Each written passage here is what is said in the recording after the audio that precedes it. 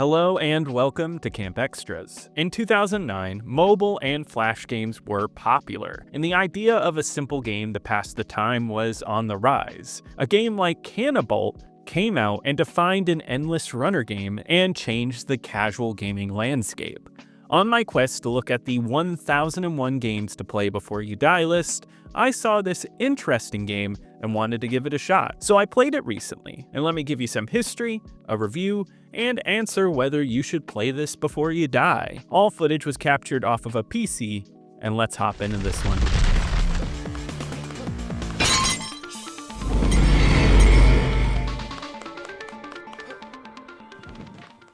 In 2008, Adam Saltzman was an up-and-coming indie developer who, along with his team, created the hit iOS game Wordle, which is not related to the now famous Wordle.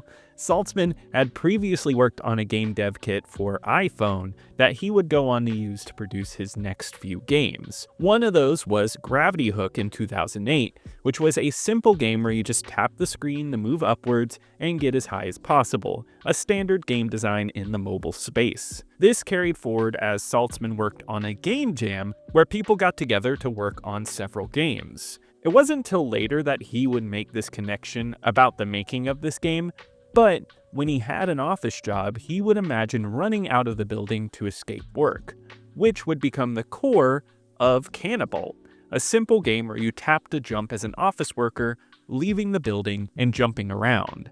Over the course of 3 weekends, Adam crafted all of the elements of the game, aside from the music, which was done by Danny Barnowski. The game was released on Flash through Saltzman's website in September of 2009 and saw an iPhone release that October. I personally had never touched this one before, but I picked it up on Steam a few years ago to add to my 1001 games to play before you die collection, so there's no better time than now to play this, and let me tell you how I felt about it.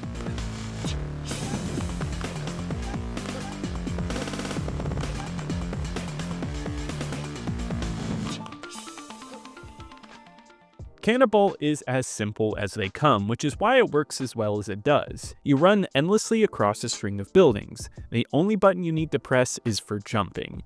You need to jump from building to building at varying heights. Among the buildings, though, are different types of buildings, like ones where you break through windows, and sometimes giant ships crash land from the sky. This isn't just a mindless, endless runner. There is a plot here that you can kind of pick up. You're running away from some type of alien invasion, and you pick this up from the gameplay, and nothing more is needed. Since all you do is jump to get from place to place, the physics need to work well, and they do. You are automatically moving at a set speed, and you speed up as you go. When you hit the jump button, it's reactive to your jump, and you leap with your current speed. It feels perfect, and the movement here is great. One thing I really enjoy here is that you gradually speed up. You get faster and faster to the point where being reactive is tough. So there's boxes, which in your mind you generally would want to avoid because they slow you down, but the strategy is to hit these to keep a good pace, since the game isn't about the destination, but how far you can get. It gives the game this light strategy without feeling like strategy.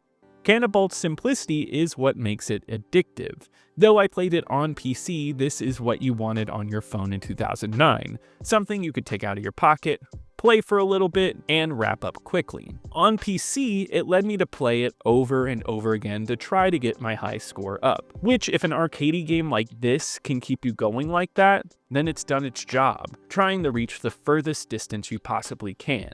Though there were times when this game did feel a bit unfair, throwing obstacles at you that felt impossible to tie together.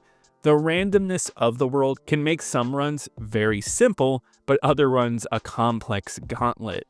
At times it can be frustrating, but without the random element, there's no way this game stays as fun as it is. It's not about memorization, but quick reaction. On Steam, this game comes with other challenges besides a base running version. They have one where you're going max speed the whole time, one where you're only jumping through buildings with windows, and a few other little challenges.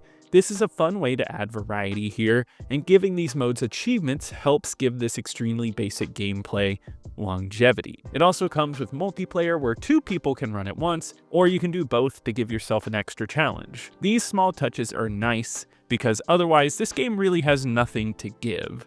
Though the simplicity of this game is part of its strength, and it makes the gameplay a good time.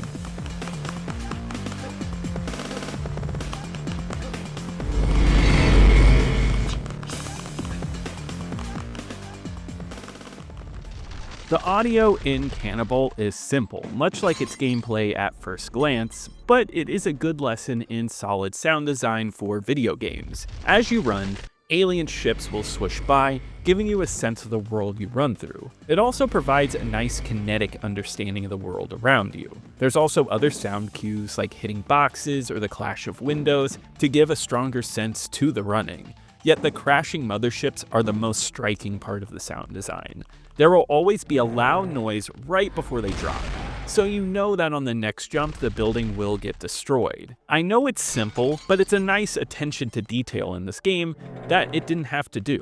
It's this attention paid that elevates this game. The music itself is fun, but I particularly didn't love it. It felt like basic electronic music for a mobile game. I felt like it was a bit cheap, but it's not awful. It fits into the background well and gives this a continued pace. The look of the game is also simplistic in 2D mode. I love the darker color scheme with strong black lines and white buildings. It's never distracting by being too flashy, and it allows you to focus on the next building. It feels like a retro aesthetic, which works in hand with a simple design. Though the Steam version has a 3D mode that gives everything a new perspective in a 3D character model, it's not hard to play or anything, but it's weaker in comparison. I feel like it looks too good and takes a little bit away from the retro style. I don't love it, but it's honestly superfluous, and you don't have to toggle it on ever.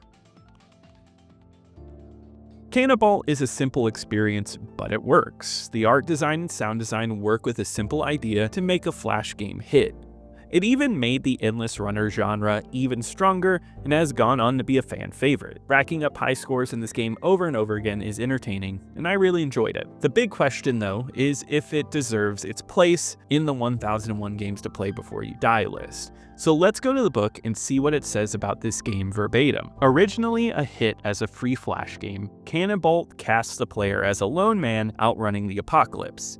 You never learn what you're running from, although the giant tripod-like monsters on the horizon give one clue. As for safety, you'll never reach it. From rooftop to girder to office corridor with rockets falling from the sky and flocks of pigeon erupting at your feet, your only goal is to keep running, while jumping over the gaps and debris that could slow your momentum or stop you dead. Crisp grayscale graphics feed the impression of speed, and when the end comes, your epitaph is brief. It's simply a report of the distance you covered before you died. Designer Adam Saltzman built the game in just under a week for the experimental gameplay project, entering it in a competition with the theme bare minimum.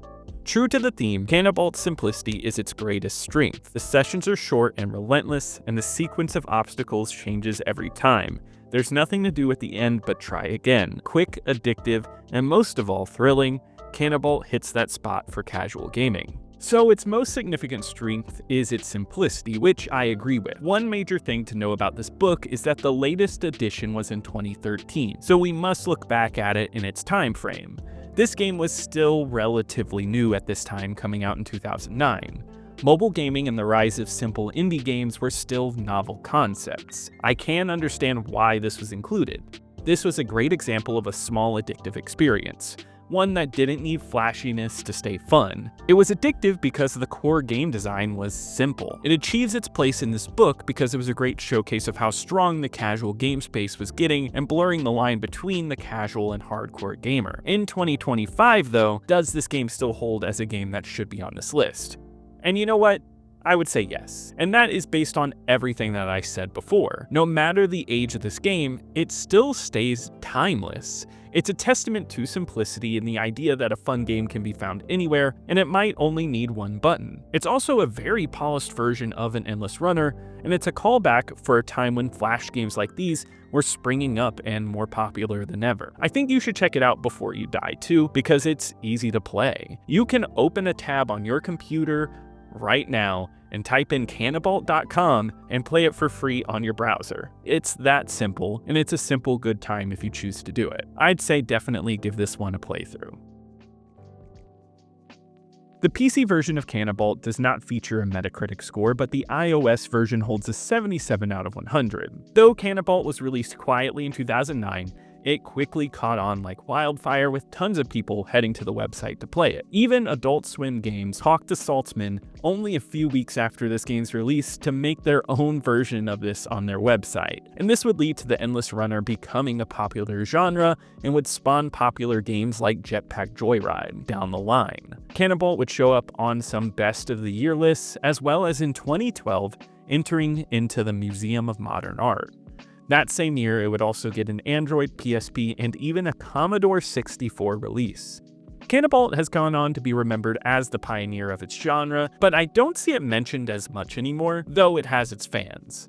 On Backlogged, it holds a 3.1 out of 5 with over 600 plays. Some in the reviews think it's fun, but others found it too difficult. The developer, Adam Saltzman, would go on to have a fruitful career and has published games like Night in the Woods and Tunic under his publishing company Finji. Canabalt is the story of a simple idea launching a career, and I think it's cool to see that. But that wraps it up for today. If you enjoyed this review, please leave a like, it helps me on the algorithm. Subscribe to keep up with more content like this, and be sure to check out my main channel, Camp Xbox, for retro Xbox content, and I'll see you here next time at Camp Xtras.